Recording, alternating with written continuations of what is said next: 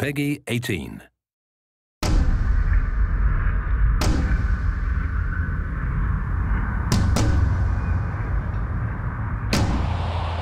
We chose Death to be the character in Darksiders 2 because War really set the stage for the Darksiders universe and introducing new elements, and we felt bringing in a new horseman with a totally new playstyle, different personality would be really cool, and Death is probably the most well-known of the four horsemen, so we thought he should get his shot.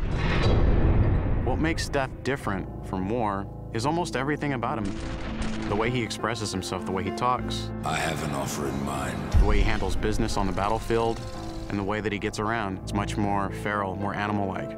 War is very much like a force meets force, a very head-on, steadfast, loyal-bound soldier. Death is much more of a calculated, elegant fighter, a chilling opponent on the battlefield.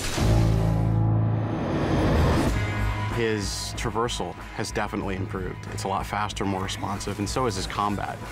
His weapon is more interesting. He can dual wield or wield a single heavy weapon, depending on your playstyle. Death's primary weapon is a scythe. It's kind of a unique one. It's sort of a multi-purpose Swiss Army scythe, and he can use it with two different blades. He can attach it together to form the more traditional Reaper scythe. He can use it as a pole arm. Of course, he doesn't stop that. He'll pretty much use any weapon that's made available. You can get big axes, you can get crazy cool claws, big iron fists, and he'll even shoot guns. I mean, he'll use anything that he can, really.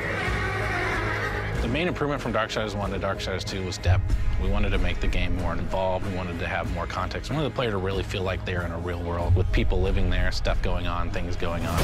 We give them more items to tell their own character, more characters to speak to, so we've got a lot more immersion on the story side of the game. The first game, most of it took place on Earth, so now we were totally free to create all these new areas. We have angelic fortresses, demon cities, the city of the dead. It got our team super excited. On top of that, there's a lot of weapons and armor, and obviously the new character as well, Death. Death's the most feared, and he's one of the oldest horsemen in the fiction. They kind of look at him as a big brother.